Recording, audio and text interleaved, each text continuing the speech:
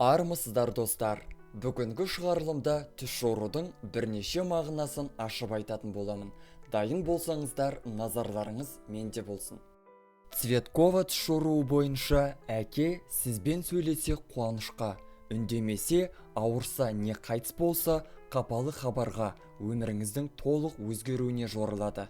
Қыз баласы ата-анасын бірге көрсе, бақытты тұрмысқа, сәттілікке жорылады. Науқас адамды көру қыздар үшін опасыздыққа, еркектер үшін күмәнді іспен айналыспауға ескерту болып жорылады.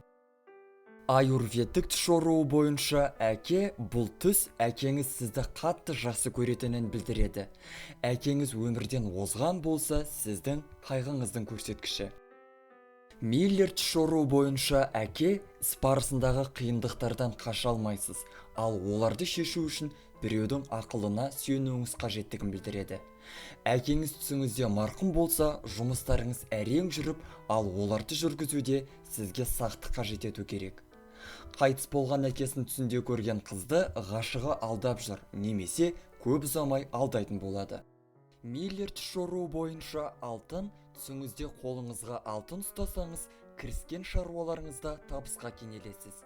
Әйел адам сыйлыққа алтын алатын болса, мейлі ақша немесе әшекей бұйым болсын, бай, бірақ дүние қоңыз адамға тұрмысқа шығады. Алтын табу артықшылықтарыңыз бен қабілеттеріңіздің арқасында дәулет пен құрмет сатысына тез көтерілесіз. Керісінше, алтын жоғалтсаңыз, алаңғасар басыңыз өміріңіздегі ең үлкен мүмкіндіктен айырылады.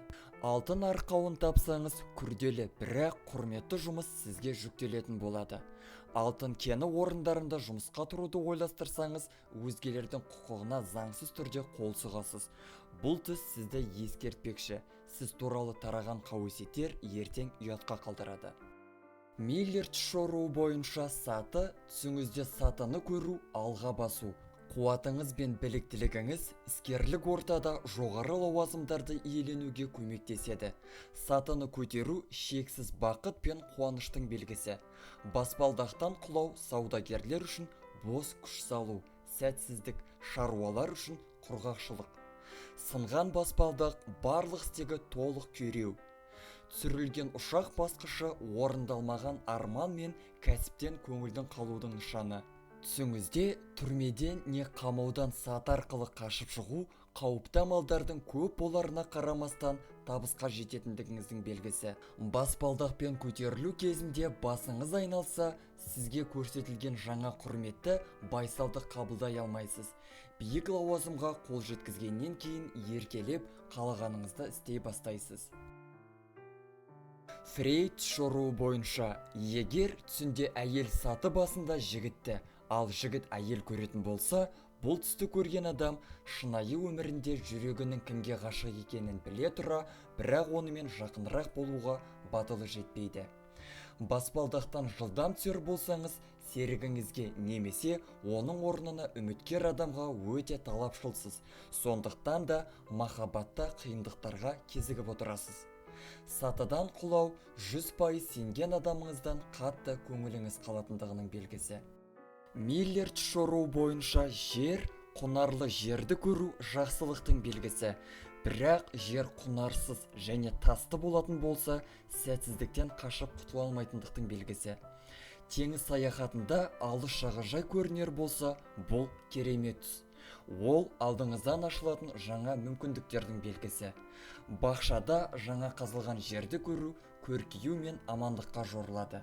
Киіміңіз жермен былғанған болса, сізге жала жабуы мүмкін. Миллер түс жоруы бойынша көр немесе қабір. Жаңа қойылған би түске кірсе, біреудің жасаған әрекеті сізге үлкен қайға келеді. Бұл түс сізге төніп тұрған қатер жайлы да хабарлауы мүмкін. Көр көбінесе ауру мен қиындықты тұспалдайды. Бос көрге үңілу жақынынан жоғалуға жорылады. Беті жабылмаған көрде адамды көру шын өмірде оған төнген қауіптің белгісі. Қабірді көру сізге қарсы құрылған тұзақ. Қабірді қазу дұшпандарыңыз сізді құлатуға дайын. Түсіңізде жұмысыңызды аяқта бүлгерсеңіз, өміріңізде оларды жеңе білесіз.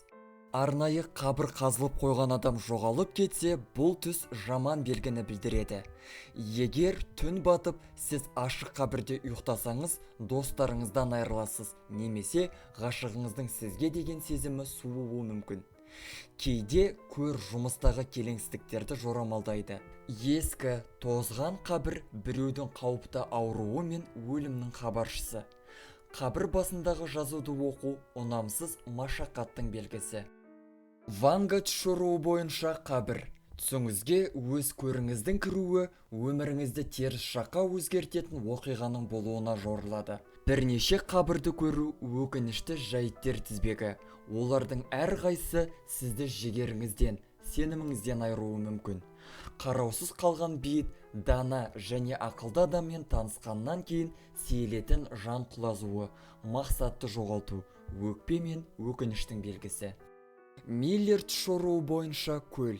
Егер тыныш көл бетін көретін болсаңыз, ең берекелі кезіңізге масаттанып, дәулетіңіздің артуына қуанасыз. Көл суы лай болса, келеңсіздіктер мен жанжалдарға кезігесіз. Жолыңызды тасыған көл бұғаттаса, жұмысыңызда қиындықтарға жолығасыз. Дөрекі қылығыңыз үшін абыройыңыздың былғануына уайымдайсыз. Таза, мөлдір суда жүзіп кеп, су түбіндегі мәйіттерді көрсеңіз, кей уақытта қуанышыңыз бен сәттілігіңізден бас тартуға тура келеді. Құрғап қалған көлді көрсеңіз, қиындыққа ұшырайсыз. Фрейд шоруы бойынша көлде сүңгу басқа заттың бәрін ысырып, дәл осы сәтте махаббатқа толығымен беріліп кеткеніңіздің белгісі. Миллер шоруы бойынша су тасқыны. Егер түсіңізде ауылды немесе қаланы қара судың басқанын көрсеңіз, артынан үлкен қиындықтарды ертетін сұм апатқа жолығасыз. Адамдарды су шайып әкеткенін көру өмірді пайдасыз және мардымсыз, өкпелі қылатын ауыр қазалар көп болады. Таза су басқан кең жерлерді көру нәтижесіз көрінген өмірмен күресуден кейінгі береке мен тыныштықтың орнайтындығының белгісі. Сізді қиындылармен бірге тасқын судың шайып кеткенін көру аурудың хабаршысы, жұмысыңыздың тоқтап қалатындығының белгісі. Миллер шоруы бойынша қасқыр. Түсіңізде бөрені көру қызметкерлеріңіздің арасында өндірістік құпияларды мәлім қылып, ақша жымқырудан тайынбайтын адамдардың бар екенінің белгісі. Қасқырды өлтіру сізді қаралағысы келетін қу дұшпандарыңыздың айласын тойтарасыз. Көкжал ұлуын есту сізге қарсы бағытталған құпия келісімнің бетін ашып, бақталастық соғыстан жеңімпаз болып шығасыз. Қасқырдың арқасында жүру сіз барынша табандылықпен тойтаруға тырысатын қиындылықтарға тап боласыз, және бұл сіздің қолыңыздан келеді. Бұл түске назар аударыңыз, адамдармен араласқанда тым қатты ашылмаңыз. Миллер шоруы бойынша шайқас немесе соғыс. Түсіңізде соғысты көрсеңіз, істегі қиындықтар, үй ішіндегі былық пен жанжалдың белгісі. Жас қыз түсінде жігітінің соғысқа аттанып бара жатқанын көрсе, оның мінезінің теріс жақтары туралы еститін болады. Түсіңізде еліңіздің соғыста жеңілгенін көрсеңіз, халқыңыздың саясаттан, революция мен экономикадағы ірі өзгерістерден зардап шегетіндігінің белгісі. Егер еліңіздің жеңісін көрсеңіз, іскерлік белсенділіктер артып, үй ішіңізде береке орнайды. Ванга шоруы бойынша соғыс. Түсіңізде шайқасты көру өте жаман белгі. Аштық, баладан қартқа дейін жаппай ауыр кезең болады. Жастар үшін олардың соғысқа баратындығының белгісі. Соғысатын болсаңыз, бұл түс қиындық сізді және отбасыңызды айналып өтпей, тығылып үлгермесеңіз, қатты қанататындығының белгісі. Миллер шоруы бойынша жұмыртқа. Түсіңізде жұмыртқа ұясын тапсаңыз, байлық пен бақытты тұрмыс құруға жорылады. Бұл түс әйелдерге жиі қызығушылықты да тұспалдайды.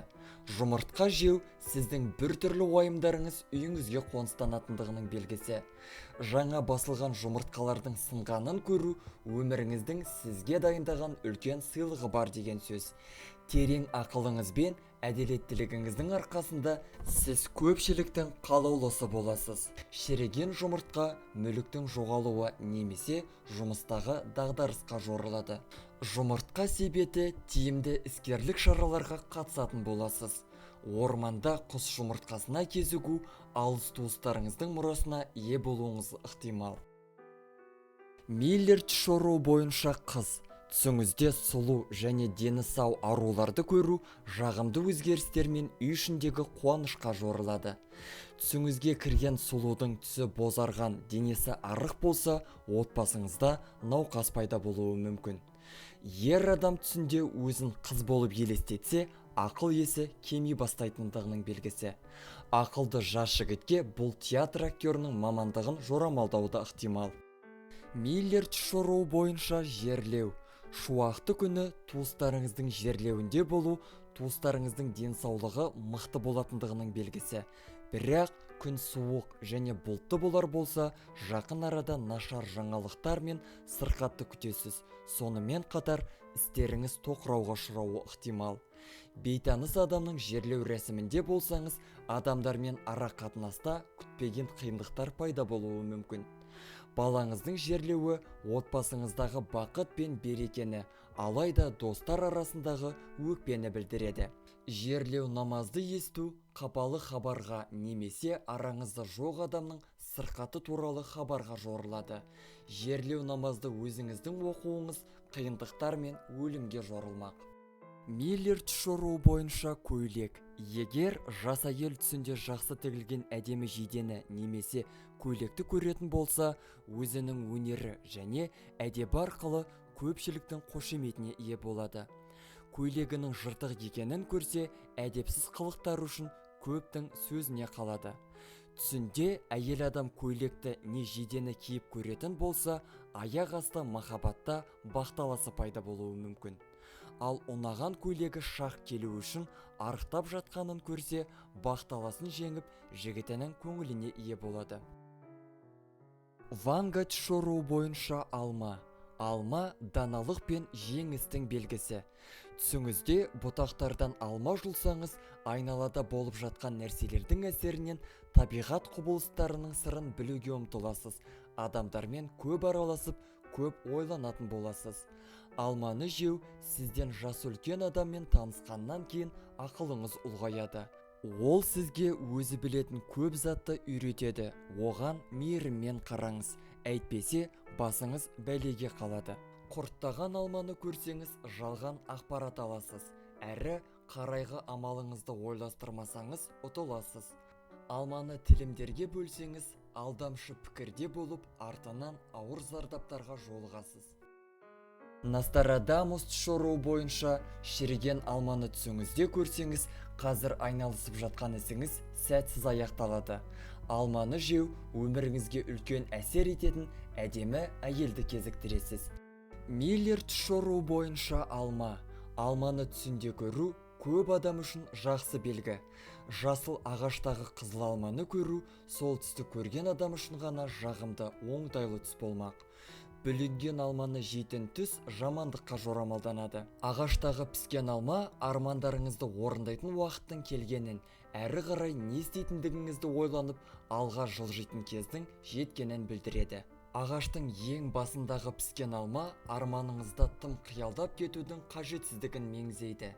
Жерде жатқан алма арам достарыңызбен жағымпаздардың сізге залал келтіретіндігінің белгісі. Шіріген алманы көру нәтижесіз еңбектің белгісі. Фрейд шоруы бойынша ұшақ. Түсінде ұшақта ұшқан адам өмірін қайта көшіріп жазуға болатын шимай деп санайды. Бұл адамдар өмір бір-ақ рет берілетінін, ал уақыттың зырғып өтіп бара жатқанын сезінбейді. Ұшақтың қалдырған іздерін көрген адам өзіне қымбат нәрседен айырылуы мүмкін. Миллер шоруы бойынша кілт. Түсіңізде кілтті көру жоспарланбаған өзгерістерге жорылады. Кілтті жоғалту ұнамсыз әрекеттерге қапалану. Түсінде кілтті тапқан адам отбасылық бақыт пен жұмыстағы табыстарға жетеді. Бүлінген кілт немесе сынған кілт айырылысуға, себебі өлім немесе қызғаныш болуы мүмкін. Жас ару түсінде әшекей бұйымының құлпын жоғалтып алса, сүйіктісімен ұрысып, сол үшін алаңдайтын болады. Құлыптанбаған есікті көрсе, өзін тыңдайтын жаңа ынтық жігітті кездестіреді. түсінде есікті құлыптаса тұрмысқа шығады, жоғалтса дұрыс ойлай алмауының кесірінен абыройын бұлғайды. Нострадамус түс жоруы бойынша кілт қиындықты шешудің оңай жолын іздеуді білдіреді.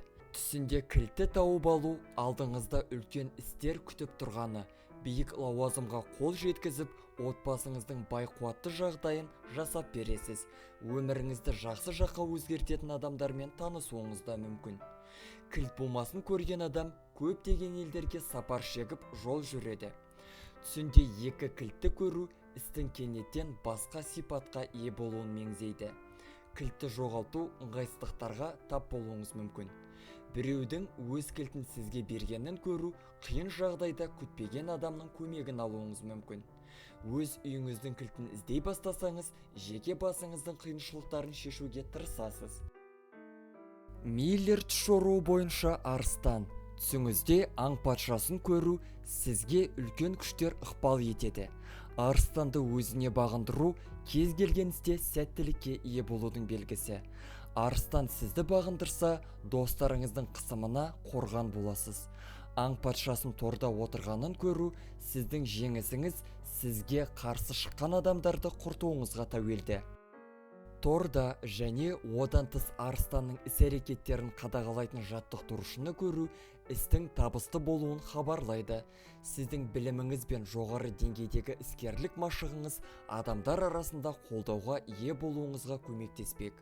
Жас арыстанды көру жеткілікті көңіл бөлсеңіз сәтті жүріп кететін жаңа ісіңіздің бар болуы. Жас арыстанды түсінде көрген жас ару жаңа сымбатты ашынамен көңіл жарастырмақ. Арыстанның ақыруын есту істің күтпеген табысқа, ал жігіттің әйелдердің ықыласына ие болуының белгісі. Басыңыздың жоғары жағында ақырған азу тісі көрінген аң патшасының басын көрсеңіз, билікке деген ұмтылысыңыз нәтижесіз қалатындығының белгісі. Ал оның терісін көру байлық пен бақытқа жорылады. Өзіңізді арыстанның үстінде көрсеңіз, сынақтардан өту барысында табандылық пен қайсарлықты танытатындығыңыздың белгісі. Түсіңізде өткір пышақпен балаларыңызды немесе жақындарыңызды арыстаннан қорғап қалсаңыз, шынайы өміріңізде сіз тіпті бірер сәтке ғана өз парызыңыз бен іскерлік жауапкершілігіңізден көз жазатын болсаңыз, жауларыңыз өз дегеніне жететін болады. Миллер түс жоруы бойынша нәжіс немесе боқ. Дәретханадағы боқты тазалау ақшаға жорылады. Көп боқ жан күйзелісімен немесе жеке проблемалардың белгісі. Үлкен дәретке отырғаннан кейін денеңізді сүрту, қандай да бір адам сіз туралы сіз қалағаннан да көп мағлұмат білетін болмақ. Түсінде көрген боқ жақсы тұрмысқа, дәулетке жорылады. Боқта ойнау уайымсыз қуанышқа, қысқа уақыт масаттану, демалыс пен ойынға жорылады. Бұтына жіберіп қою, абайсыз үлкен дәретке отыру, кішігірім ғана болмашы қиындықтарға, ал дәретханада отыру ғашықтық кездесулерге жорылады. Түсіңізде көрген тезек пен қи бастаған ісіңіздің сәтті және табысты болатындығының белгісі. Жалпы көрілген боқ табысқа, қарыз адамдар қарызын қайтарады, жаңа табыс пайда болатындығының белгісі. Фрейд жоруы бойынша теңіз, жағажайдан немесе кемеден қарап отырған тыныш теңіз сіздің тыныштықты іздеп жүргеніңіз туралы сыр шертеді. Жақын арада жағдайлар өзгеріп, бәрі орнығып, сіз іздегеніңізге қол жеткізетін боласыз. Біреудің теңізде шомылып жатқанын түсіңізде көру жақсы белгі. Сіз көрген адамыңыздың шеше алмай жүрген күрделі сұрағына көмектесетін боласыз.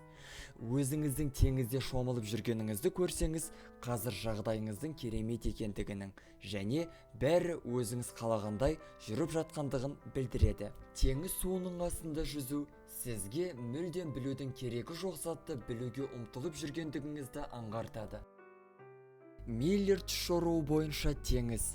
Түсіңізде теңіздің саябырсыған дауысын естісеңіз, баяныңызға махаббат пен достықсыз шаршаңқы және нәтижесіз өмір жазылған.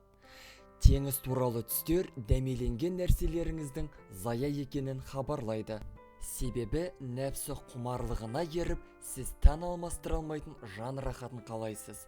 Қыз бала үшін сүйіктісімен су бетінде сырғанағаннан көру оның арманы орындалып, бақытты адалдық туралы уәдесін қорғайтындығын хабарлайды. Миллер түс жоруы бойынша ет. Әйел адам түсінде шикі ет көрсе, алға қойған мақсаттарына жетер жолда көптеген таңғаларлық жайттарды көретін болады. Еркек адам түсінде ет көрсе, ол өте жақсы түс. Алдыңыздағы ісіңіз табыса келетін болады. Пісірілген етті көрсе, оның алдына қойған мақсаттарына өзгелердің қол жеткізетіндігінің белгісі. Қуырылған етті түсіңізде көрсеңіз, сіздің артыңызда жаман сөз болып жатыр. Бұзылған ет түсте болса, сізді керемет жаңалықтар күтуде. Миллер түс жоруы бойынша нан. Әйел адам түсінде нан жесе, оны өкпе реніш күтіп тұр. Өзгелермен бір нанды бөлісіп жеу өмір бойы жағдайыңыздың жақсы болатындығын көрсетеді. Қатып қалған нанды көру мұқтаждық туралы хабар береді. Бұл түсті көрген адамның басына көптеген сынақтар түспек. Қара бидай нанды жеу үйіңіздің тату және нан тұзға бай болатыны туралы мәлімдейді. Түсіңізде нанның қыртысын қолыңызда ұстасаңыз, бұл түс өзіңіздің жауапкершілігіңізге немқұрайлы қарайтындығыңыздан басыңызға түсетін қиындықтарды шеше алмайтындығыңыз жайлы ескертеді. Ванга түс жоруы бойынша нан. Түсіңізге енген нан байлықты, табысты және дәулетті көрсетеді. Егер түсіңізде нан жеп отырсаңыз, қандай да бір істе күш салмай-ақ табысқа қол жеткізесіз. Нанды турау жақсы белгі емес. Жұмыста болатын қиындықтар, уақытша ыңғайсыздықтар және кедергілерді бастан өткізіп қана тыныштық пен байлыққа қол жеткізетін боласыз. Миллер түс жоруы бойынша сүйісу. Түсіңізде балаларыңыздың бетінен сүйсеңіз, отбасындағы қуанышты татуласу мен жұмыспен қанағаттануға жорылады. Анаңызды сүйсеңіз, кәсібіңіз сәтті жүріп, махаббат пен құрметке ие боласыз. Ағаңызды немесе әпкеңізді сүйсеңіз, мейірімді достық пен ләззатқа жетесіз. Ғашығыңызды қараңғы жерде сүю қауіп пен жеңіл жүрісті хабарлайды. Ал оны жарық жерде сүйсеңіз, әйелдерге немесе еркектерге деген адал көзқарасыңыздың өзгеруіне жорылмақ. Бейтаныс адамды сүйсеңіз, имансыз әрекеттерге бой беру. Бақталастарыңыздың сүйікті әйеліңізді сүюі оның құрметінен айырылып қалу қаупінің барын ескертеді. Ерлі-зайыптылардың бір-бірін сүйгенін түсінде көру ешқашан суымайтын жан бірлігін білдіреді. Жауыңызды сүю, досыңызбен татуласуда сәттілікке жетесіз. Қыз бала өзіне ғашық жігіттердің бірімен сүйісіп тұрғанын түсінде басқа біреудің көріп қойғанын көрсе, арам достарының тарапынан сұрқия әрекеттерді күтуіне болады. Фрейд түс жоруы бойынша сүйісу. Түсінде әйел адам сүйіскенді көрсе, жақынырақ біліскенде Альфонс болып шығатын сымбатты жігітпен танысуы мүмкін. Ал бұл түсті көрген ер адамның өз жарына мұқият болуы керек. Себебі ол сіздің көңіліңізге зәру. Мүлде басқа адамдардың сүйіскенін көрген адам жағымсыз оқиғаларға араласып кетуі де мүмкін. Миллер түс жоруы бойынша өлім немесе қайтыс болған адам. Түсінде жақын адамдарыңыздың өлімін көру ескерту. Басыңызға түскен сынақты қаймықпай қарсы алуыңыз керек. Бәлкім біреуді жоғалтуыңыз мүмкін. Өлі досыңыздың дауысын есту жаман белгі. Бұл түс ескертулердің қатарына жатады. Түсінде өлі әкесімен сөйлесу бастағалы жатқан істі және оған қатысты жайттарды жан-жақты ойластырудың қажеттігін ескертеді. Бұл түс сізге қарсы ымжымы бір адамдардың құйтырқы әрекеті бар екенін және өз ісіңізге мұқият болып, абыройыңызды қорғау керектігін ескертетін түс. Ал марқұм анаңызбен тілдесеңіз, өз еліктеушіліктеріңізді бақылап, денсаулығыңызға басты назар аударыңыз. Дүниеден озған ағаңызбен сөйлесуіңіз сіздің көмегіңізге біреудің мұқтаж екендігін көрсетеді. Өлі адамдардың бірі түсіңізге бақытты болып келсе, қалған өміріңізге әсер ететіндей қателіктер жасап, өміріңізді қате жоспарлағандығыңызды ескертпек. Оларды орнына келтіру үшін күш-қуатыңызды іске қосу қажет. Түсіңізде өлі туысыңыз сізден қандай да бір уәде беруіңізді талап етіп жатса, алда келе жатқан күйзеліске төтеп беру және ақылды кеңестерге мұқият болуыңызды ескертеді. Ванга шоруы бойынша өлім немесе қайтыс болу. Түсіңізде өз өліміңізді көрсеңіз, сүйікті адамыңызбен бақытты ғұмыр кешесіз. Науқас адам қайтса, алдағы уақытта зұлмат әділетсіздікке кезігесіз. Сізге нәтижесінде адамдар зардап шегетін оңтайлы ұсыныс түсетін болады. Өлім алдындағы адамды түсіңізде көрсеңіз, ұзақ уақыт бойы ескі таныстарыңыздың жоспары туралы хабарсыз боласыз. Өкінішке орай, олардың жоспарлары іске асып, сіз қатты зардап шегуіңіз мүмкін. Миллер түс шоруы бойынша көр тышқан. Түсіңізде тышқанды көру көршілеріңіздің қолынан таяқ жеп немесе алданып қалатындығыңыздың белгісі. Сонымен қатар, бұл серіктестеріңізбен жанжалдасуыңыздың да белгісі болуы мүмкін. Түсіңізде көр тышқанды ұстап алсаңыз, адамсыздықты жек көріп, жауларыңызды лайықты жеңіп шығатындығыңыздың белгісі. Көр тышқанды өлтіру кез келген істе жеңімпаз болып шығасыз. Миллер түс шоруы бойынша бала немесе сәби. Жылаған сәбиді көру денсаулықтың нашарлауы мен қапалануға жорылады. Ал қуанышты таза бала баянды махаббат пен адал достарға жорылмақ. Жалғыз қыдырып жүрген бала еркіндіктің белгісі, лайықсыз пікірлерге көңіл аудармау деген сөз. Әйел түсінде бала баққанын көрсе, ең қатты сенетін адамының алдауына түседі. Ыстығы көтерілген балаңызды түсіңізде қолыңызда ұстау жаман белгі, жан азабы мен өкпенің белгісі болуы мүмкін. Әдемі, сүйкімді балаларды көру ерекше құлпыру, бақыт және дәулетке жорылмақ. Анасы үшін түсінде баласының сәл сырқаттанғанын көру баланың денсаулығы мықты болатындығын білдіреді. Бірақ оны балаға қатысты басқа кішігірім қиындықтар мазалайтын болады. Балалардың оқып отырғанын немесе жұмыс жасауын көру тыныштық пен дәулетке жорылады. Өз баласын айықпас науқас немесе өлі көру оның тыныштығына төніп тұрған алаңдайтындай қауіптің бар екенін ескертеді. Өлі баланы көру келер күндегі реніш пен уайымсыздыққа жорылмақ. Әлденемен қапаланған баланың жылауы келер қауіп пен уайымның арам таныстардың арамдығы мен қаттылығын ескертеді. Баламен немесе сәбимен ойнау коммерциялық және ғашықтық істерде алға қойған мақсаттарыңызға қол жеткізетіндігіңіздің белгісі болып табылады. Ванга түс шоруы бойынша бала немесе сәби. Түсте бала немесе сәби көру әрқайсысы жеке уақыт пен күшті қажет ететін ұсақ көптеген қиындықтардың алдыңыздан шығатындығын көрсетеді. Өзіңізді түсіңізде сәби бейнесінде көрсеңіз, шынайы өмірде одан алшақ кетпедіңіз. Сіздің шала қылықтарыңыз өте орынсыз және айналаңыздағы адамдарды ренжітеді. Мүгедек балалар көрсеңіз, сіздің жаман қылықтарыңыз сізге ғана емес, өзгелерге де кері әсерін тигізеді. Түсіңізде өз балаларыңызды көрсеңіз, отбасы мүшелеріне мұқият болғаныңыз жөн. Сіздің әрекеттеріңіз оларды өкпелетіп алуы да ықтимал. Бала, сәби іздеу нашар ишара. Ұсақ келеңсіздіктердің кесірінен тірелген тығырықтан шыға алмайсыз. Балалармен ойнау шынайы өмірде жаныңызға жақын жұмыс қарастырып жатқандығыңыздың белгісі. Бірақ бар ізденісіңізге қарамастан әлі біраз уақыт күшіңізден айырып, ұнамсыз болған жұмыста отыруыңызға тура келеді. Түсіңізде нәрестені көрсеңіз, оны қандай жағдайда көргеніңізге қарай түстің мағынасы да өзгеріп отырады.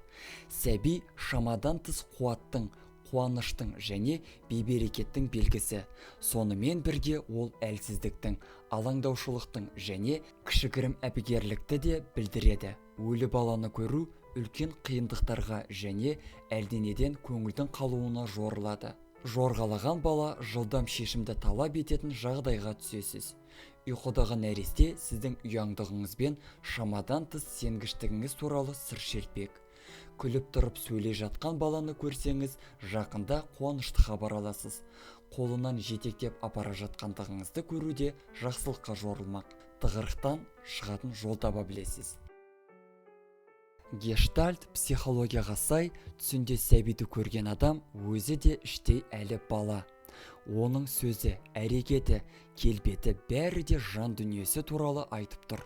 Жылаған, өкірген, қапалы баланы көру өз әлсіздігіңізге мойынсыну және оны ашық қабылдаудың белгісі. Бәлкім, сіз қандай да бір жағдайға уайымдап, сол сізге тыным бермей жүрген болар. Науқас бала тізеңізде отырса, сіз өзіңізді жалғыз сезінесіз. Адамдардан да, сыртқы күштерден де қолдау көрмейсіз және сол сіздің жаныңызды жегіде жейді. Романтикалық түшіру бойынша бала. Романтикалық түшіру бойынша бала әдетте жетілмеген қарым-қатынастарды білдіреді.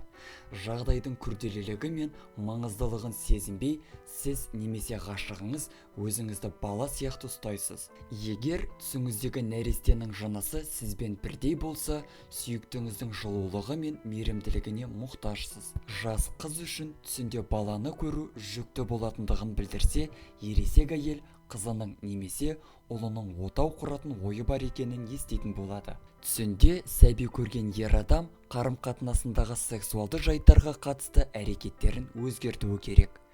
Әйел адам түсінде неге баланы көреді? Жылаған бала денсаулықтың нашарлайтындығын білдірсе, қуанышты бала жақын арада махаббатын кезіктіріп, көп досқа ие болатындығын меңзейді. Жалғыз қыдырып жүрген бозбала немесе бойжеткен еркіндіктің, тұрмыстағы пасықтыққа қарсылықтың белгісі. Әйел түсінде сәбиді ойнатса, өміріндегі ең қатты сенетін адамының сатқындығына кезікпек. Өзінің науқас баласын қолға алу жаман белгі, жан қиналысы мен өкпені білдіреді. Филесіп түс жоруы бойынша нәресте. Түс жоруы бойынша түскен нәресте енсе, еңбек, дау, төбелес, қиындық, әбігерлік пен ғажайыптың белгісі. Жас ана үшін баланы емізу табысқа, қарт адам көрсе ауру мен өлімге, толық бала қуанышты әбігерлікке, жылауық арық бала ұнамсыз шаруаға жорлады. Ал кір нәресте дертке, сәби бос іске, қамға, ал сәби жыласа ақмақтығына өкіру, ал ересек балаларды көру көмекке, көп нәресте қамға және қапаға жорылмақ. Күйеуінің мойнында отырған сәби ұлды болуға, ал әйелінің мойнында отырса қызды болуға жорылады. Мұсылман түс жоруы бойынша. Қасиетті Құран мен сүннет бойынша түсінде таныс нәрестені көрген адам қуанышқа батады. Ал бөгде баланы көрген адам қапа мен өкпеге кезігіп жауы пайда болуы мүмкін. Бірақ ол дұшпаны мықты болмайды. Егер ересек адамды нәрестенің денесінде көрсе, істеген ісінің кесірінен туыстарының жазғыруына ұрынады. Кедей адам нәресте көрсе, демалып рахаттанады, ал бай адам көрсе, бар мүлкін ұрлатып алуы мүмкін. Ванга түс жоруы бойынша ит. Түсіңізде иесіз итті көру нашар белгі. Бұл түс досыңыздың қазіргі уақытта қиын жағдайда екенін хабарлайды. Сізді өз қиындықтарымен уайымдатқысы келмей сыр ашпай жүр. Әппақ итті түсіңізде көрсеңіз, шынайы өмірде жақын досыңыздың көмегіне арқа сүйеуіңізге болатындығын білдіреді. Кейде бұл түс көп уақыт бойы көрмеген ескі досыңызбен көрісетіндігіңізді меңзейді. Ал қара ит керісінше ұзақ уақыт бойы дос деп санап келген адамыңыз шын өмірде сізді сатып кететінін жеткізгісі келеді. Бұл досыңыз сізден сырт айналып қана қоймай, сізді қаралау үшін барлық әдіс-айласын іске қосады. Алып итті көрсеңіз, жақын арада танысатын адамыңыз болашақта жақын досыңызға айналады. Кейде бұл түс ескі достың қамқорлығы мен қолдауында білдіруі мүмкін. Түсінде итті тамақтандырған адамға шынайы өмірде сенім артуға болады. Егер итті сіз тамақтандырған болсаңыз, сіз де сенімді адамдардың бірі болғаныңыз.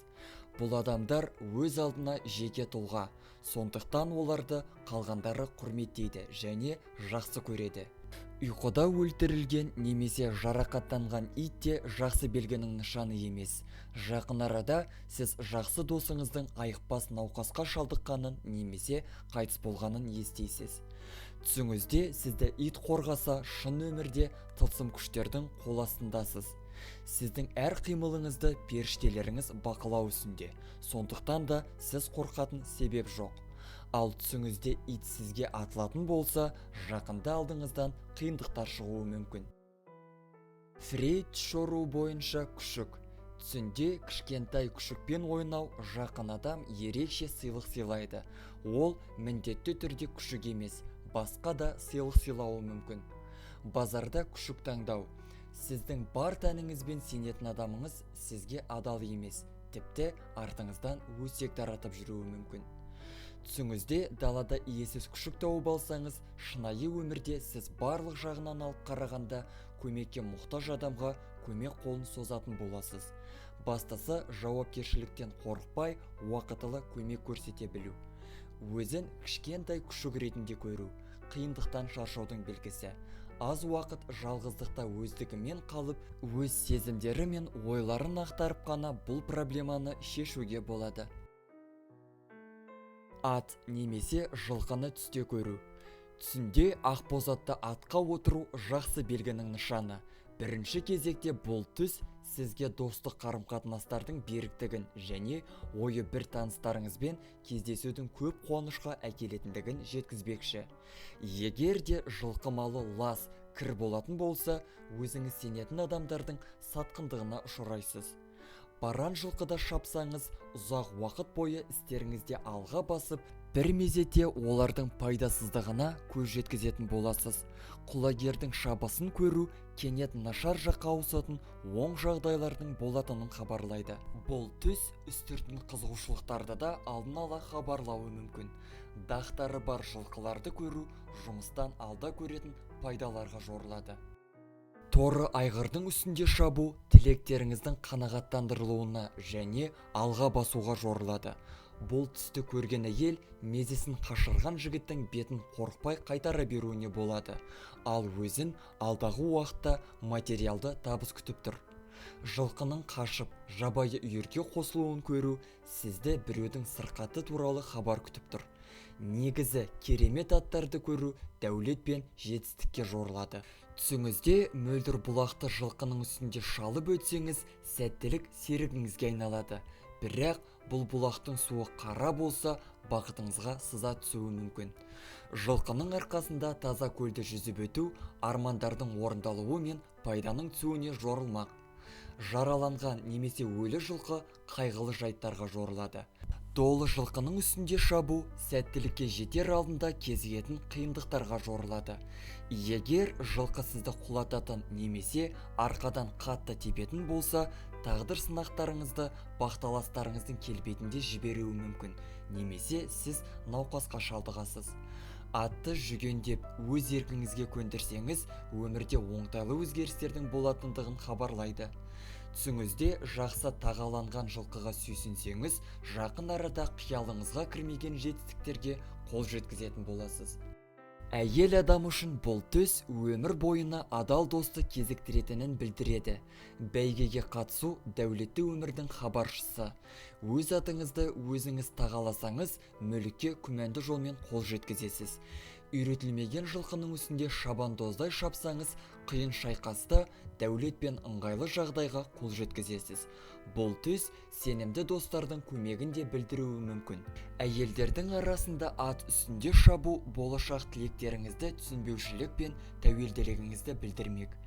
Жылқыны өзіңіз біреудің тазалап жатқанын көру өмірде лайықты орын тауып, құрметке жету үшін көп азап көретіндігіңізді хабарлайды. Кәсіпкерлер, шаруалар және әдебиетшілер үшін жылқының жалы мен құйрығын өздері безендіріп жатқан түс оңтайлы болып саналады. Ат үстінде жіңішке жол арқылы биік тауға көтерілсеңіз, қоғамда өте мықты орынға ие боласыз. Егер де атыңыз шыдамай, таудың шыңына шығу үшін қалған жолды жаяу өтсеңіз, сіздің қоғамдағы беделді орныңыз сізге үлкен күш-жігермен келетін болады. Арбаға жегілген жылқылар бақытқа жетер жолдағы қиындықтар мен сынақтарға жорылмақ. Егер қыз бала өзін қара аттың үстіндегі шабандоз ретінде көрсе, арманына жетуге кейде соқ жағдайдың көмектесетінін, сонымен қатар дана адамдармен сөйлесетіндігін білдіреді. Дөңнің үстінен ат үстінде түсу сәтсіздіктерге жорылады. Сүйіктісінің өзінің артынан аттың үстінде келе жатқанын көру қыз бала үшін ғашық жігіттердің көп болуын меңзейді. Миллер шоруы бойынша поезд. Түсіңізде поезды көру ұзақ сапарға жорылады. Рельсіз жолмен сүйретіліп келе жатқан пойыздың ішінде өзіңізді көру болашақта сіздің байлығыңыздың көзіне айналатын жұмыс үшін қатты алаңдайтындығыңыздың белгісі. Түсінде сатылуға қойылған пойызды көру алда оң өзгерістердің болатынын хабарлайды. Вагондарда болатын үстіңгі жатын төсегінде өзіңізді көрсеңіз, жақында шығатын сапарыңызда жағымсыз серікке кезігіп, үлкен іске салуға болатын ақшаны бос жарататындығыңыздың белгісі болуы мүмкін. Миллер түс жоруы бойынша жүзік немесе сақина. Түсіңізде қолыңызға сақина тағатын болсаңыз, алда бастайтын істеріңіз сәтті жүреді. Сынған жүзік отбасындағы ұрыс пен ғашықтардың айырылысуын білдіреді. Қыз бала түсінде жүзікке ие болса, оның сүйіктісіне қатысты ойымы артта қалады. Себебі жігіт бүгінгі күннен бастап, бүгіні мен ертеңін тек ғашығына арнайды. Басқалардың жүзік таққанын көру сіздің жағдайыңыздың артып, жаңа таныстарға ие болатындығыңызды көрсетеді. Ванга түс жоруы бойынша жүзік немесе сақина. Түсіңізде жүзіктің пайда болуы іс-шаралардың шеңберін, шешілмеген мәселелерді, бауырмалдылықты, уәдені және адалдықты білдіреді. Сүйікті адамыңыздың қолына жүзік тақсаңыз, сіздің сезімдеріңіз бен уәделеріңізге берік екендігіңізді пайымдайды. Түсіңізде таныс емес адам қолыңызға неке жүзігін тақса, бұрыннан мазалап жүрген күрделі жағдайды шешу үшін күтпеген көмектен келетінінің белгісі. Өзіңізге шақ сақина таңдай алмасаңыз, шынайы өмірде ешкімге де ғашық емессіз. Қолыңыздағы сақина түсіп қалатын болса, сақина белгі. Шынайы өмірде сізді берген сертіңізді бұзғаныңыз үшін сынақтар күтіп тұр. Нострадамус түс жоруы бойынша тышқан. Тышқан шебі соғыс, аштық, алапаттың белгісі. Өлі тышқан қаржылай қиындық көру. Түсінде жарқанат анталаған адам өңінде үлкен қиындықтарға тап болады. Ал егер түсіңізде жарғанатты қолдан тамақтандырсаңыз, қауіпті жағдайлардың алдын алу үшін сабырлық танытуыңыз керектігін ескертеді. Миллер түс жоруы бойынша тышқан. Ұйқыға кірген тышқан отбасылық келеңсіздіктер мен достардың шынайы еместігін көрсетеді. Ал кәсіптегі істер ауыз аштыратын сипатқа ие болуы мүмкін. Тышқанды өлтіруіңіз қиыншылықтарыңызды жеңіп шығатындығыңыздың белгісі. Оған қашып кетуге мүмкіндік беру күмәнді нәтижемен күресудің белгісі. Жас қыз үшін түсінде тышқанды көру оның құпия қарсыластарының бар екендігі туралы белгі. Олардың тарапынан болатын өтіріктер туралы да болуы ықтимал. Өз көйлегінде тышқанды көрсе, алдағы болатын ұрыста басты рөлдердің бірінде көрінеді, немесе сол ұрысты бастайды. Фрейд түс жоруы бойынша пышақ немесе қылыш. Үстел үстінде жатқан пышақты көрсеңіз, бұл түс сіздің жаңа адамдармен танысудан қорқатындығыңызды білдіреді. Түсіңізде таныстарыңыздың бірі әлденені бауыздау үшін қолына пышақ алғанын көрсеңіз, сіз шынайы өмірде пышақтың бізіндей өткір, рұқсат етілмеген қауіптіспен айналысып жүрсіз, және қандай да бір себеппен оны ешкім байқамайды деп санайсыз. Әдемі қылыш немесе пышақты көру. Күтпеген адамнан сыйлық аласыз, бірақ бұл сыйлықтың астында күмәнді сыр бар. Оны қауіпсіз деп санамаңыз. Миллер түс жоруы бойынша пышақ немесе қылыш. Түсіңізде пышақты көру жаман ырым. Ол артынан ұрыс, дағдарыс немесе ажырауға келеді. Сарғайған пышақты көру отбасылық өмірге көңіліңіздің толмауы мен нақсүйеріңізбен айырылысуды білдіруі мүмкін. Өткір және қайралған қылыш алдағы уақыттағы уайымды, сынған пышақ барлық үміттің күйреуін көрсетеді. Пышақтан жарақаттансаңыз, отбасылық келеңсіздіктер мен жауларыңыздың құрған тұзағын хабарлайды. Ал басы бос адамдар үшін бұл түс абыройсыздық туралы белгі бермек. Түсіңізде сіз пышақпен өзге біреуге атылсаңыз, шынайы өмірде өте нашар, төмен әрекетке барасыз. Бойыңызда әділдік сезімін дамыту үшін көп күш жұмсауыңыз қажет. Ванга түс жоруы бойынша қылыш немесе пышақ. Пышақтың түске кіруі сатқындық пен бақталастық туралы хабарлайды. Түсіңізде отбасы адамдарына түскі ас дайындаймын деп, қолыңызды пышақпен тіліп алсаңыз, шынайы өміріңізде үй іші сіздің мінезіңізді құрықтаймыз деп, ұрыс пен жанжалды тудырып алады. Қолыңыздан түсіңізде қылышыңыз құлап қалса, үйіңізге бейтаныс жігіт аптығып келе жатқанның белгісі.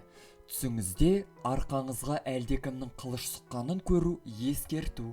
Қастарыңыз тасадан тас атпақшы. Сақ болыңыз. Таныс емес жігіт пышақпен сізді жарақаттамақ болса, жеке өміріңізде өзгерістер орын алғалы тұр. Түсіңізде сіз біреуді пышақпен жарақаттап, ол құрбандық қанына көмекетін болса, өмірде арғы аталарыңыздың дүние қоңыздығы мен арам пиғылдылардың кесірінен көп зардап шегесіз. Пышақтар жинағын сыйлыққа алар болсаңыз, сізді шынайы өмірде аямай алдайтын болады. Түсіңізде зират немесе бейіт басы болса, түсіңізде қыс мезгілінде зират басында немесе шіркеудің, мешіттің маңында жүрсеңіз, сізді алда жоқшылыққа қарсы үлкен күрестер күтіп тұр. Үйіңізден жырақ, достарыңыздан алшақ болуыңыз да мүмкін. Түсіңізде көктемнің қандай да бір белгілерін байқар болсаңыз, достарыңыздың ортасында мамыражай өмірге ие боласыз. Ғашықтар үшін өздерін бейіт басында немесе мешіттің маңында көру бірге отбасы құрмайтындығының, бірақ бірін-бірі өзге адамдармен үйлі болатынын көретінін білдіреді. Күтілген әдемі бейіт басында өзіңді көру, өмірінен үмітін үзіп қойған адамның жазылуы туралы хабардың аяқасты келетіні туралы хабарлайды. Сізден тартылып алынған жерге құқығыңыз бар екені дәлелденеді. Керісінше, күтілмеген зиратты көру, жақсы көретін адамдарыңыздың бәрінен айырылып, бөтен адамдардың қолына қарап қалатын күнге жететіндігіңізді білдірмек. Жастар үшін түсінде үнсіз өлілер саябағында жүргенін көру, достарының арасындағы кірпияз, адал қарым-қатынасты көрсетеді. Бірақ алдыда достары көмектесе алмайтын сынақтардың барын байқауға болады. Той шеруі бейіт басын жағалап өткенін түсінде көрген қалыңдық күйеуінен абайсыз жағдайдың салдарынан айырылып қалуы мүмкін. Ана үшін бейіт басына балғын гүл әкелу отбасының денсаулығы ұзақ әрі мықты болатындығын көрсетеді. Түсінде бейітті көрген егде жастағы адамдар өздері де жақын арада мәңгілік өмірге сапар шегеді. Жас жесір үшін түсінде бейіт басында болғанын көру, қаралы киімдерін жақын арада неке көйлегіне ауыстыратындығын хабарлайды. Өзін түсінде қайғылы көрген адам жақында қиындықтарға душар болады. Көп зират арасында гүлдеріп, көбелек аулаған балаларды көру жақсылыққа жорылмақ. Бұл түсті көрген адам ұзақ өмір сүріп, достарының қолдауына ие болады. Нострадамус түс жоруы бойынша түсіңізде түс көрсеңіз, тіс өмірлік қуатты жоғалту уайымның белгісі. Түсіңізде сіздің тісіңізді біреудің жұлғанын көрсеңіз, өмірде жақын адамдарыңыздың біреуін жоғалтып алудан сіз қорқасыз. Түсіңізде тістеріңіз түсіп қалса, әрекетсіздік пен делсалдылығыңыз мақсатыңыздың орындалуына кедергі келтіреді. Шіріген және қираған тісті көру денсаулығыңыз нашар деген сөз. Тіс орнына кетік көрсеңіз, қуатыңыз азайып, қарттық тез келеді. Ауырған тіс жеке өміріңіздегі қиындықтарды шешу керектігін ескертеді. Миллер түс жорғышы бойынша түсіңізде тіс көрсеңіз, тістерді көрген адам қарапайым тіс індетпен ауырып, сізді алаңдататын тынымсыз адамдармен жолығатындығыңыз туралы хабарлайды. Тісіңізден айырылсаңыз, қапалы жаңалықтар естуіңіз мүмкін. Түсіңізде тісіңізді дәрігер жұлса, сізді ұзақ ауыр ауру күтіп тұр. Егер түсіңізде адам физиологиясына тән қалыпты тістер санын, яғни 28-32 тістер көрсеңіз, көптеген қиындықтардан кейін жоғалтқан қазынаңыз өзіңізге қайта оралатын болады. Тісіңізді шайсаңыз немесе ыссаңыз, өз бақытыңызды сақтап қалу үшін сізден көп күшті талап ететін болады. Жалған тістердің түске кіруі басыңызға түсетін қиындықтар мен өтелетін сындар туралы сыр шертеді. Тісіңізді жоғалтсаңыз, сіздің еңбегіңіз бен намысыңызды күйрететін ауыр жүк алдыңыздан шыққалы тұр. Түсіңізде тісіңізді біреу ұрып түсірсе, өз шаруаларыңызға мұқият қараңыз. Жау тасада жатпайды.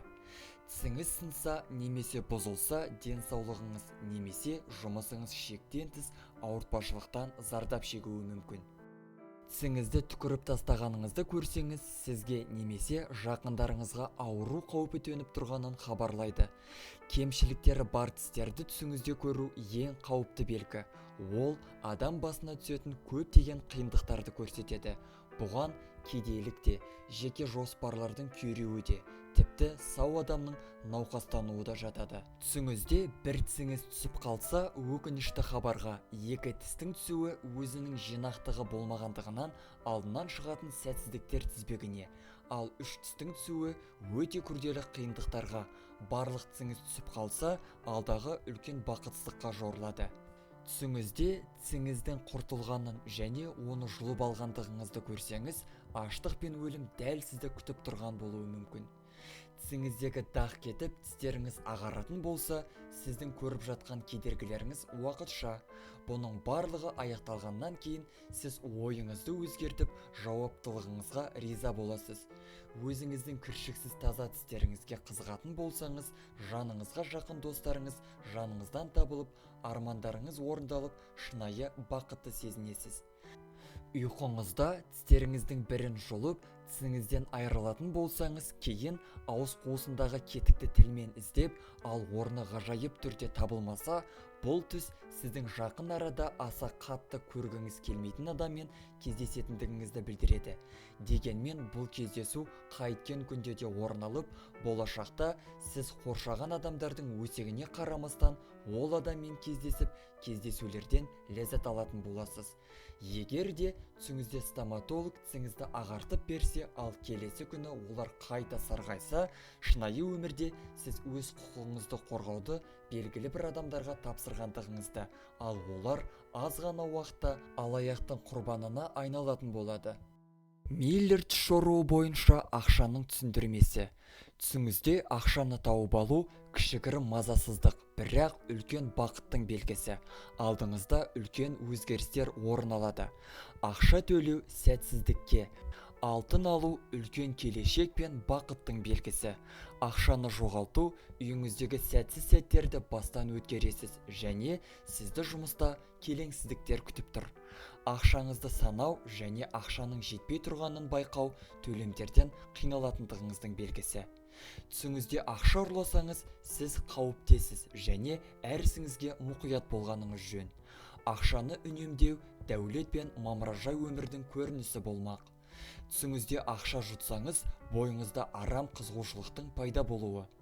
Үлкен соманы санау сіздің бақытыңыз бен байлығыңыз қол созым жерде. Түсіңізде сіз бір бума қаражат тауып, оған жас қыз меншікті құқығын білдірсе, шынайы өмірде сізге жақын әйелдің кесірінен іскерлікте біраз тоқырауға шалдығасыз. Өз ақшасын ұйқысында оңды-солды жұмсау, өз мүмкіндігінен көп қаражат құртуын ескерту. Ақылыңызға бос қиялмен салмақ салмаңыз. Қиял күл. Майда тиындарды көру ісіңізге қанағаттанбаушылық. Жұмыста сәтсіздікке жолығасыз, ал достарыңыз бен жақындарыңыз сіздің оларға дұрыс көңіл бөлмейтіндігіңізге шағымданады. Түсіңізде майда ақшаны жоғалтып, өзіңізге аздаған немқұрайлық пен сәтсіздік сезінесіз. Түсіңізде тиын санау өте мұқият және кірпияз бола түсесіз. Түсіңізде қарызға ақша алсаңыз, екі ойлы жағдайда қаласыз. Өзгелерге шын мәніндегіден көрі жақсырақ көрінесіз, бірақ бұл сізді қанағаттандырмайды. Ал өзгенің ақшасын жаратсаңыз, сіз кішігірім өтірігіңізде ұсталасыз да досыңыздан айырыласыз. Жалған ақша жасау жамандықтың нышаны. Қарызға ақша сұрау өзіңізді жалған түрде дәулетті сезіне жүріп, қиындыққа ұшырауыңыз мүмкін. Ванга тіс жоруы бойынша ақша туралы түс көру. Ақша табу айналаңыздағы адамдардың бірі сізге қарсы үлкен жамандық даярлап жатыр. Өзгенің затын алмаңыз. Олар тіпті жапан түзде қараусыз қалса да, себебі осы жолмен арам пиғылдылар жақсы адамдарға дуа жібереді. Біреуден ақша алғандығыңызды көрсеңіз, таныс адамдарыңыз сізді қолы ашық, мейірімді, көмекке келуге үнемі даяр адам ретінде таниды. Түсіңізде жыртылған ақшаны көруде жақсылыққа емес. Ол кедейліктің, аштық пен қарақшылықтың белгісі. Мүмкін алдағы уақытта сіздің үйіңізге түскен ұрлықтың кесірінен жинаған бар қаражатыңыздан айырылуыңыз мүмкін. Түсіңізде ақша санасаңыз, шынайы өмірде сіз дүние қоңыз, сараң адамсыз. Ақшаға деген көзқарасыңызды өзгерткеніңіз жөн. Себебі ол ешқашанда адамнан артық бола алмайды. Түсіңізде кімге болмасын ақша ұсыну, алдағы уақытта бастаған ісіңізді аяқтау үшін сізге көп қаражат керек болатынның белгісі. Фрейд шоруы бойынша өрмекші. Өрмекшіні түсінде көрген әйелді шынайы өмірінде серігі оны тастап кетеді деген қорқыныш билейді. Ол өз күші мен қабілетін тиісінше бағалай алмайды. Бұл бойында қорқыныштың пайда болуына себеп болмақ. Миллерт шоруы бойынша өрмекші. Түсіңізде өрмекшіні көру жұмыста белсенді және мұқият екендігіңізді білдіреді және қайтарымы ретінде сәттілік серігіңізге айналады. Өрмегін құрып жатқан өрмекшіні түсіңізде көру, өз үйіңізде тыныш және бақытты өмір сүресіз. Өрмекшіні өлтіру әйеліңізбен немесе ғашығыңызбен жанжалдасасыз. Өрмекші шағып алса, сатқындықтан жапа шегесіз, ал жұмысыңыз қаскүнемдеріңіздің кесірінен зардап шегетін болады. Өз өрмегінде ілініп тұрған өрмекші тобының арасында қалсаңыз, керемет оңтайлы жағдайлар басыңызға қонады. Мықты денсаулық, байлық, достардың көмегі. Үлкен өрмекшісі бар өрмекке жолығу, қауіпті байланыстарға қарамастан, өмірде үлкен жетістіктерге тез қол жеткізесіз. Өте үлкен және кішкентай өрмекшіні қатар көрсе, істеріңіз сәтті жүріп, әлі талай рет бағыңызға қуанатын боласыз. Үлкен өрмекші сіздің түсіңізде шағып алатын болса, жауларыңыз бағыңызды қағып кетпек. Ал кішкентай өрмекшінің шыққаны сізді кішігірім қызғаныш сезімі мазалайды. Егер үлкен өрмекшіден қашсаңыз, сәттілік сізді масқара қылатын жағдайларда кетеді. Ал өрмекшіні өлтірсеңіз, бәлкім беделді лауазымға ие боласыз. Алайда ол тіріліп артыңызға түсер болса, сізді ауру мен сәттіліктің құбылмалығы қынжылтатын болады. Түсінде алтын өрмекшіні көрген қыз жақын арада бақытқа кенеледі. Миллерт шоруы бойынша балықты көру. Егер таза судағы балықты көрсеңіз, бұл түс тағдырыңыз оң болатындығы туралы сыр шертеді. Өлі балық қайғы мен сәтсіздіктерге, ал жас қыз түсінде көрген тірі балық таза кіршіксіз махаббатқа жорылады. Балықты ұстау, аулау, жігеріңізді жоғалтпай, байсалды төтеп беретін күрделі қиындықтарға жорылмақ. Суда сүзігімен жүрсеңіз, өмірде өзіңіздің іскерлігіңіздің арқасында жетістіктерге жете аласыз. Балық аулауға қарау, күшіңіздің толысып, оңтайлы жағдайларда дұрыс қолдана алуға жорылады. Өзеннен балық аулай алмай, құр кететін болсаңыз, бұл түс сіздің тілектеріңіздің өнімсіз екендігі туралы сыр шертеді. Балық базарына барсаңыз, өмірде дәулет пен қуанышқа кенелесіз.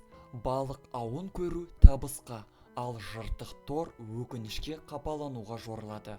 Түсіңізде қолыңызға балық ілмегін алсаңыз, өміріңізді өз қолыңызға алуыңыз керек деген ескерту. Нострадамус шоруы бойынша балық көру. Балық аулау тығырықтан шығар жол іздеудің белгісі. Балықтар тобын көру, тағдырға көп сенім артпаңыз, мүмкіндігіңізді жіберіп алуыңыз мүмкін. Түсте 3 балық көру қуанышты хабардың белгісі. Балықты жеу, ойламаған жерден қуанышты хабар естисіз. Өлі балықты көру, беделді кісімен арадағы қарым-қатынасты аяқ асты өсек бұзуы мүмкін. Миллерт шоруы бойынша су. Таза суды көру, дәулетке бөлену ықтималдығымен ләззатқа жорылады. Су лай болса, қуаныштың орнын өкініш басады. Үйіңізді су басса, зұлымдықпен күресесіз. Су кете бастаса, қауіпті ықпалға берілесіз. Ылғалды жермен жүріп, аяғыңыздың сулы бола бастауы бақытсыздыққа жорылады. Қиын сұрақтарды шешуге итермелейтін сәтсіздік, кедейлік және ауру туралы баяндайды. Бірақ мұқияттылығыңыздың арқасында бұл тығырықтан шығатын боласыз. Кемені басқан лай суда осы мағынада жорылмақ. Лай суға құлау көптеген қапалық қателіктер жіберіп, соған өкінетін боласыз. кір суды ішу ауруға, ал таза суды ішу үміт артқан ең күрделі істердің оң аяқталатындығына жорылады. Суда спортпен айналысу махаббаттың кенеттен оянуының белгісі. Басыңызға су тамшылары тисе, махаббатыңыз ашылып, баянды болуына жорылмақ. Ван Гогь шоруы бойынша су. Су өзгерістің, ұмытудың, қиындықтың шешілуінің, жаңарудың және алға басудың белгісі болып табылады. Таза салқын су ішу өмір жаңарып, айналадағы адамдардың көбімен сіз де тазарып қайта туасыз. Үстіңізден шелектеп су төгілсе, қарсыласуға келмейтін ықпалдың астында қаласыз. Лай суды көру қайғы, адамдармен арадағы қиындық. Сабырлы болмасаңыз, жаныңызды лайықсыз дүниелермен улап алуыңыз мүмкін. Үйіңізді су басса, көптеген жаңалықтарға көмілесіз. Оның біреуі сіздің өміріңізді, адамдармен қарым-қатынасыңызды түбегейлі өзгертуі мүмкін. Суға бату, істердің өз ретімен жүруіне қарсыласу, нәтижесінде денсаулықты құртып, өмір жасын қысқартудың белгісі. Егер әйел түсінде шашын тарап отырса, кейін өкінуі мүмкін іс-әрекеттеріндегі жеңілтектікке жорылады. Ер адамның шашы түсе бастаса, қайтарымы жоқ жомарттығы өзін кедейлікке ұшыратады. Өзіңіздің шашыңыздың азаюы нашар белгі болып табылады. Өзіңізді және денеңізді шаш басса, кешірімділікке, ал бірақ бұл тұста әйел адам көрсе, имандылықтан алыстап, тілектерінің жетегінде кетіп, өзінің қалағанын ғана істеуі мүмкін. Түсіңізде шашыңыз қара және бұйра болса, махаббат шырмауында қаласыз. Ал алтын шаш серігіңіздің батыл және арлы екендігінің белгісі болып табылады. Сүйіктіңіздің шашы отты түсті болса, қарым-қатынастарыңызда өзгерістер күтілмек. Ал қоңыр шаш өз иесіне жұмыстағы сәтсіздіктерді ескертеді. Әдемі шаш ісіңіздің сәтті шығуына, ал шашыңыз түсіңізде тым қысқа болса, жамандықты алдын алу үшін ақшаңызды оңды-солды шашпау керектігін ескертеді. Жұмсақ шаштың сәнді қайырылуы толассыз бақытқа жорылады. Әйелдің түсінде шашын ашық және қара түсте көретін болса, алдағы уақытта қабылдайтын шешімге үлкен күмәнмен қарауға және сақтыққа жорылмақ. Жиналмаған алба-жұлба шаш бақытсыздықтың белгісі. Шашы ағарған кісілерді көруде жақсылықтың белгісі емес, ал бұндай түсті көрген ғашықтар бақталастарға ие болуы мүмкін. Шаштың түсуі де нашар белгілердің бірі. Ал әппақ шаш иелеріне қуанышты жаңалық, жол сапарлары мен кездесулер әкелмек. Түсіңізде біреудің шашын сипау, махаббат істеріндегі оң өзгерістерге, лайықты серіктің табылуына жорылмақ. Шашқа оралған гүл кедергілердің шығуына жорылады, бірақ та бұл кедергілер сізді қорқытпайды және тепе-теңдігіңізді бұза алмайды. Әйел адам түсінде шашының гүлге оралғандығын көрсе, ұзаққа созылмайтын қиындықтарға жолығатындығын және сол қиындықтарға күш-жігерін дайындау керектігін ескертеді. Түс көретін адамның түсінде шашына ақ түсіп, беті жас көрінсе, өмірде сәтсіздікке жолығуы мүмкін. Егер ол адам сақтық танытпаса, ауру немесе өлімге жолығуы мүмкін. Сүйкімді ақ мысық әйелдің түсіне кірген жағдайда ол өзіне құрылған қақпанға оңай алданып түседі. Бірақ оның ақылы мен ойлай білу қабілеті қауіптен шығарып, тоқыраудан қорғап қалады. Ал мысықтың күшіктері кір, лас және азған болса, шынайы өмірде дәулетке масайып қалған әйел біреудің арамсынен зардап шегуі мүмкін. Мысықтың күшіктерін көру, түсіңізде мысықты өлтірмегенше артыңыздан еретін кішігірім келеңсіздіктер мен тітіргенгіштікті білдіреді. Мысықты өлтіретін жыланды көру, сіздің жауларыңыз сізге құрған орға өздері түседі. Мысықты көру жамандыққа, одан мысықты түсіңізде өлтіріп немесе алысқа қуып жіберу арқылы құтылуға болады. Мысық сізге атылса, өміріңізде сізді қаралау үшін бәріне даяр жауларыңыздың болғаны.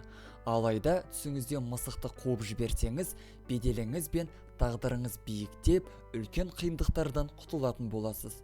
Аянышты лас мысықты көруде жаман жаңалықтарға жорылады. Достарыңыздың бірі ауыр науқасқа шалдыққан болса, түсіңізде мысықты қуып жіберсеңіз, досыңыз сауығып кетеді.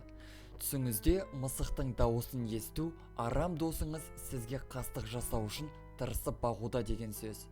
Түсіңізде мысық сізді тырнап алса, қастарыңыз сізді талай еңбекті, уақытты талап еткен тиімді келіссөздің жарты пайдасынан айыратын болады. Түсінде әйел мысықты қолында ұстап тұрса, өңінде күмәнді істерге тартылатын болады. Ал мысықты көру қайғы мен дағдарысқа себепші болатын түсініспестікке жорылады. Мысықты түсінде саудагер адам көрсе, бар күшімен жұмыс істеуі қажет.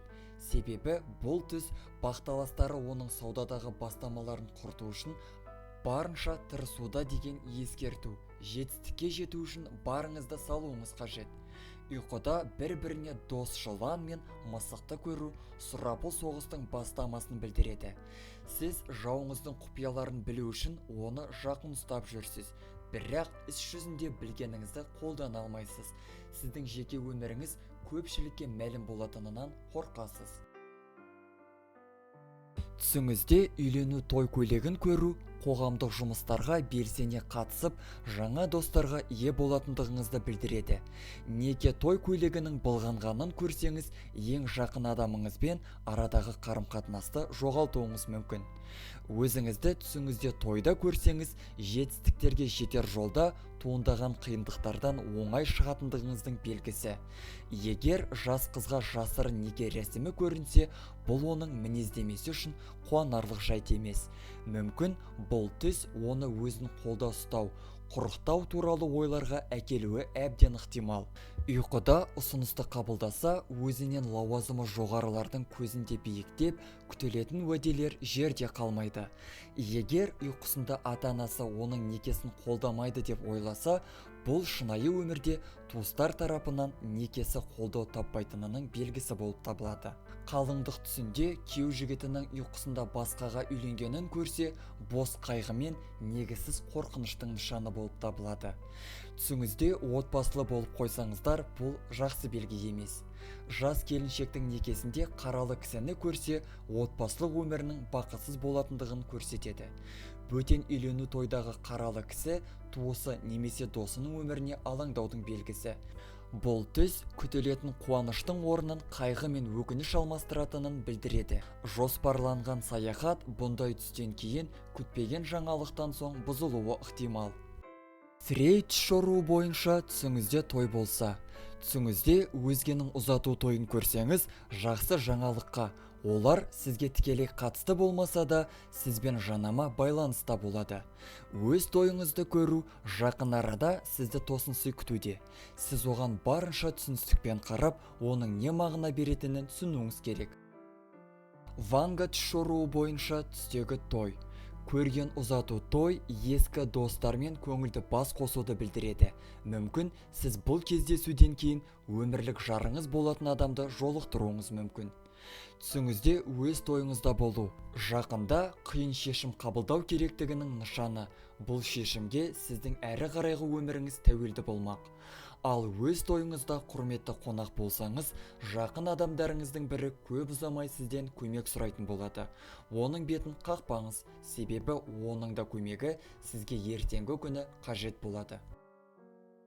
Әйел адам үшін түсінде өзін сүйіктісінің қалыңдығы ретінде көру, жеке өмірінде күтілетін өзгерістер туралы хабарлайды. Ұзақ жанжалдан кейін татуласудан әбден күдер үзген адамыңызбен қайта тіл табысуыңызға мүмкіндік болады. Егер сіз әйел адам болсаңыз, түсіңізде қызыңызды қалыңдық кейпінде көрсеңіз, шынайы өмірде екеуіңізді салыстырып отырасыз және одан артта қалғаныңызды түсінесіз. Егер сіз қыз баланың әкесі болып, өз қызыңызды қалыңдық көйлегінде көрсеңіз, жақын арада рахаттанып, масаттанып өткізетін қуанышты серуенге шығасыз. Цветкова шоруы бойынша жылан. Түсіңізге кірген жылан арамдық пен сатқындықтың белгісі. Жорғалап келген жылан індет пен көзге шөп салу. Жыланды өлтіру, тығырықтан шығу, ренішті ұмыту. Ақ жылан түсініксіз көмектің белгісі. Ванганың түс шоруы бойынша жылан. түсіңізде жорғалаған жыланды көру, сізге қарсы құпия қаскүнемдік жасап жүріп, ашық жанжалға бел буған қас жауыңызбен жақын арада текетірестің болатындығының белгісі. Егер жорғалаған жылан улы болса, бұл ұрыста сіз жеңбейсіз, себебі сіздің қарсыласыңыз сізге қарағанда қу, әрі күштірек болмақ. Улы емес жылан сіздің ол адамның айласын өзіне қарсы қолданып жеңіл жеңетініңізді хабарлайды. Түсіңізде жыландардың тобын көру жаман белгі. Бұл түс сіздің айналаңызда қаскүнем, қызғаншақ және қу адамдардың көп екендігін білдіреді. Олар сізге отбасылық өмір мен жұмыста жамандық тілеп қана қоймай, өлуіңізді қалайды. Сондықтан барлық таныстарыңызға сақтықпен қараңыз. Эмоцияда айтылған кез келген сөз сізге кері қызмет жасауы мүмкін. Түсіңізде жылан сізді шақса, шынайы өмірде жақын адамыңыздан қатты көңіліңіз қалады. Ұзақ уақыт бойы сіз сенетін жақын адамдарыңыздың қолдан жасап жатқан ісі екенін білмей, бітпейтін сәтсіздіктердің себебін іздейтін боласыз. Ал ұйқыдағы жылан жауларыңыздың сізді айықпайтындай күйрету үшін тек қана ыңғайлы уақытты күтіп отырғанын білдіреді. Адамның мойнын қылғындырып оратылған жылан өте нашар белгі. Жақын адамдарыңыздың өлімі туралы сіз алғашқылардың бірі болып естуіңіз ықтимал. Аюрведалық түс жоруы, аяқ ауыр болу. Егер тұрмысқа шықпаған әйелге бала босанғаны түсіне кірсе, ол оның сөзсіз жеңіл жүрістілігін көрсетеді. Ал тұрмыстағы әйелге бұндай түс жеңіл босану туралы хабар береді. Миллер түс жоруы, жүкті болу. Егер сіздің түсіңізге бала босанғаныңыз кірсе, бұны қуаныштың нышаны деп қабылдаңыз. Түстің бұл түрі өмірлік жағдайларыңыздың жақсаруын хабарлайды және алдыда шынымен де құрсақ көтеруіңіз мүмкін екенін меңзейді. Отбасылы болмай тұрып, бұндай түсті көру арыңызды сақтап, беделіңізге мұқият болу керектігін ескертеді. Сонымен қатар, баланың дүниеге келгені туралы түстер, қуанышты жаңалықтар мен мұраға ие болу туралы да хабарды беруі ықтимал. Фрейд жоруы, аяғың ауыр болса. Фрейд жоруы бойынша құрсақ көтеру туралы түстің мағынасы әйел адамға аяғының ауырлағаны түсіне кірер болса, шынайы өмірінде бұндай жаңалықтың оны ұзақ күттірмейтінін ескертеді. Ал ер адам жүктілік туралы түс көрген болса, оның өз жарынан бала сүйгісі келетіндігінің белгісі. Цветкова түс жоруы, жүкті болу. Жүкті әйелдің түсіңізге кіруі. Істеріңіз бен жеке өміріңіздегі өзгерістер туралы шертпек. Әйел адам үшін бақталастың пайда болуы туралы. Ер адам үшін оған қарсы қастандық туралы. Таныс әйел түсіңізге кірсе, ұрыс туралы сыр шертеді. Достар, біздің каналға жазылып, лайк басуды ұмытпаңыздар. Келесі шығарылымдар тек қана сіздер үшін.